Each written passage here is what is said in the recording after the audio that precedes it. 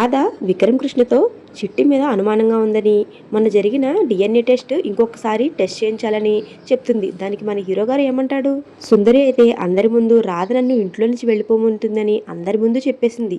ఇంట్లో వాళ్ళందరూ రాధని ఏమంటారు? సుందరి దమయంతికి తన మనసులో మాట బయట పెట్టేసింది. నేను శాశ్వతంగా చిట్టిగా ఇంట్లోనే ఉండిపోతానని, విక్రమ్ కృష్ణని పెళ్లి చేసుకుంటానని తన మనసులో ఉన్న మాటలన్నీ చెప్పేసింది. ఇక దమయంతి చిట్టిని ఏం చేయబోతుంది? ఇక ఎలాంటి మరిన్ని ఆసక్తికరమైన విషయాలన్నీ ఈరోజు వీడియోలో ఉన్నాయి. అస్సలు స్కిప్ చేయకుండా చూడండి. లాస్ట్లో మాత్రమే ట్విస్ట్ అనేది రివీల్ అవుతుంది. ఇక డైలీ సాయంత్రం వరకు ఆగే పని లేదు. ఉదయాన్నే సాయంత్రం సీరియల్లో ఏం జరుగుతుందో నేను అప్లోడ్ చేసేస్తాను, మీరు చూసేయచ్చు. ఇక ఫాస్ట్గా ఈరోజు ఎపిసోడ్లో ఏం జరిగిందో చూసేద్దాం. అంతకంటే ముందు మన ఛానల్ని సబ్స్క్రైబ్ చేసుకుని బెల్ ఐకాన్ ఆన్లో పెట్టుకోండి. ఇక ఈరోజు స్టోరీలోకి వెళ్ళిపోతాం, వచ్చేయండి. ఈ రోజు మొదలవుతూనే మంచి సాంగ్తో మొదలవుతుంది. మన హీరోయిన్ రాధ గదిలో దేనికోసమో తిరుగుతూ ఉంటుంది. మన హీరో గారు తన ల్యాప్టాప్లో తన వర్క్ చేసుకుంటూ ఉంటారు. ఇక తను తిరుగుతూ ఉంటే తన చీర అనుకోకుండా మన హీరో గారి మీద పడుతుంది. పాపం మన హీరో గారు ఆ గాలి మత్తుకి చాలా టెంప్ట్ అవుతాడు. మన హీరోయిన్ రాధ మాత్రం ఏమాత్రం తగ్గకుండా తన చీర కొంగును అలా అలా పైకేస్తూ మన హీరో గారి చుట్టూనే తిరుగుతూ ఉంటుంది. మన హీరోయిన్ పౌటి చెంగు మన హీరో గారి మీద పడగానే ఇక పౌటి చెంగును పట్టుకుని అలా వాసన చూస్తూ ఉండిపోతాడు. మైకంలో తేలిపోతూ ఉంటాడు. మన రాధ చూసి గమనిస్తుంది. వెంటనే మన హీరో గారు స్పృహలోనికి వచ్చి అలాంటిదేదీ లేదు అని చెప్తాడు. కానీ మన హీరోయిన్ మాత్రం వెళ్ళి తలుపు గడియ వేసేస్తుంది. పాపం మన హీరో విక్రమ్ కృష్ణ అయితే చాలా కంగారు పడిపోతాడు.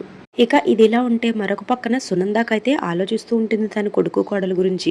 తన భర్తతో చెప్తుంది, రాధ వాళ్ళ పుట్టింటికి వెళ్ళింది. ఒక రోజంతా మన హీరో గారు అదేనండి మన కొడుకు అని చెప్తుందిలే. ఆ విక్రమ్ గారు మాత్రం రాధ ఇంట్లో లేదని విషయం ఎవరికీ చెప్పకుండా అంత మేనేజ్ చేయవలసిన అవసరమే వచ్చింది.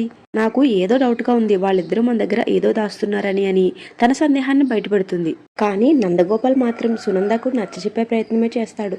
వాళ్ళిద్దరూ గొడవ పడ్డారు, కానీ వాళ్ళిద్దరు గొడవ వాళ్లే పరిష్కరించుకున్నారు. దానికి నువ్వు సంతోషించాలి. ఇక ఎక్కువగా ఆలోచించుకొని తన భార్యకి ధైర్యం చెప్తాడు.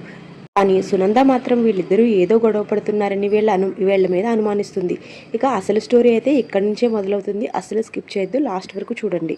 లాస్ట్లోనే పెద్ద ట్విస్ట్ ఉంది. ఇదిలా ఉంటే మరొక వైపు మన హీరోయిన్స్ ఇద్దరు అయితే మళ్ళీ ఇంకొక సాంగ్ వేసేసుకుంటారు. మన హీరోయిన్ రాధ మన హీరో గారి కోసం సరసాలు చాలు శ్రీవారు అంటే సాంగ్ పాడడం మొదలు పెడుతుంది. ఇక ఆ సాంగ్లో వీళ్ళిద్దరూ అయితే జీవించేస్తారు.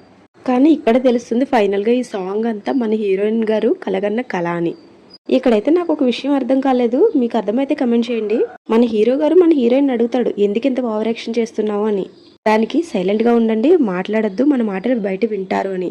ఇక్కడ ఎవరు లేరు కదా అంటాడు మన హీరో గారు. దానికి మన హీరోయిన్ అయితే ఇక్కడ లేరు, గోడ బయట ఉన్నారు, తలుపు అవతల పక్కన ఉన్నారు, వాళ్ళ కోసమే కదా ఈ సాంగ్ అంతా ప్లే చేసింది, ప్లాన్ చేసింది అని చెప్తుంది. అంటే ఇక్కడ సాంగ్ నిజంగా జరిగినట్ట జరగలేనట్ట అన్న విషయం కూడా నాకు అర్థం కాలేదు. మీకు అర్థమైతే కమెంట్ చేయండి. ఇక ఆ గొడవ ఎలా ఉంటే ఇక్కడ చెప్పేస్తుంది మన హీరోయిన్ రాధైతే, మావయ్య అత్తయ్య గోడకి అవతల వైపు ఉన్నారు, వాళ్ళ కోసమే ఇంక ఇలా చేయాలి కదా, వాళ్ళ ముందు పోట్లాడుకోలేం కదా, వాళ్ళు అక్కడి నుంచి వింటున్నారని చెప్తుంది. ఫైనల్గా ఇక క్లియర్ చేసేస్తుంది మన హీరోయిన్ రాధ, వాళ్ళకి మన మాటలు అర్థం కాకూడదనే నేను ఇలా పాట పాడానని చెప్తుంది. అంటే ఇక్కడ సీన్ నిజంగానే జరిగింది, కానీ ఆ క్లారిటీ కొంచెం మిస్ అయింది అనుకుంటున్నాను నేను. కానీ రాధ ఎంత చెప్పినా మన హీరో విక్రమ్ కృష్ణ మాత్రం నువ్వు చెప్పింది నేను ఏది నమ్మును, నువ్వు కావాలనే ఇలా వేషాలు వేస్తున్నావు కదా అని అడుగుతాడు. దానికి మన హీరోయిన్ రాధ కావాలంటే నువ్వు వెళ్ళి చూసుకొని చెప్తుంది. తర్వాత మన హీరో గారు బయటికి వెళ్ళి డోర్ తీస్తాడు. డోర్ తీసేసరికి మన హీరో గారు వాళ్ళ డాడీ టక్మని లోపల పడిపోతారు ఆయన. పాపం సునంద అయితే అమాయకమైన మొహం పెట్టి అలా కొడుకుని కోడల్ని చూస్తూ ఉండిపోతుంది.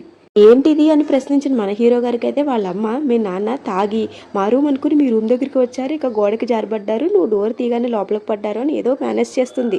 వాళ్ళు వెళ్ళిపోయిన తర్వాత మన హీరోయిన్ కూడా మన హీరో గారిని అందుకుంటుంది. నేను ముందు నుంచి చెప్తూ ఉన్నాను మీ అమ్మ వాళ్ళు అక్కడ ఉన్నారని, మీరే వినలేదు అని చెప్తుంది. తర్వాత ఇంక వాళ్ళు వెళ్ళిపోయిన తర్వాత మన హీరో గారికి కూడా అర్థమైపోతుంది, మా నాన్న తాగలేదు, తాగకుండానే తాగానని యాక్ట్ చేస్తున్నాడు. పోలీస్ మనసుకు అలా తెలుస్తుంది, నాకు అనిపిస్తుంది అని చెప్తాడు. మన హీరోయిన్ కూడా మన హీరో గారిని కాసేపు టీస్ చేస్తుంది. తర్వాత మన హీరో గారు విక్రమ్ కృష్ణ గారు ఇలా అంటాడు, వీళ్ళకి మన మీద అనుమానం వచ్చింది, అందుకే వీళ్ళు మన మీద కన్నేయడానికి వచ్చారు అంటాడు. ఇక ఈ గొడవ ఎలా ఉంటే కరెక్ట్గా ఇదే టైంలో మన హీరోయిన్ రాధైతే చిట్టి ప్రస్తావన తెస్తుంది. ఆ చిట్టికి మొన్న డిఎన్ఏ టెస్ట్ చేయించారు, దానిలో ఏదో మతలబు ఉంది అని నాకు అనిపిస్తుంది, ఒకసారి ఎంక్వైరీ చేయొచ్చు కదా అని అడుగుతుంది మన హీరో గారిని. కానీ మన హీరో గారు మాత్రం చాలా కాన్ఫిడెంట్గా, నేను ఇంకా ఏ ఎంక్వైరీ చేయించను, అది ఖచ్చితంగా 100% మా చిట్టి అని ఓవర్ కాన్ఫిడెన్స్తో ఉంటాడు. ఇక మన హీరో సార్ మాట వినకపోయేసరికి మన హీరోయిన్కి అయితే చాలా కోపం వచ్చేస్తుంది, ఇక అక్కడి నుంచి వెళ్ళిపోతుంది. తర్వాత మన హీరోయిన్ రాధ బయటకు వచ్చేసరికి ఇక హాల్లో రామచంద్రయ్య ఈ దొంగ చిట్టికి, అదేనండి సుందరికి అన్నం తినిపిస్తూ ఉంటాడు.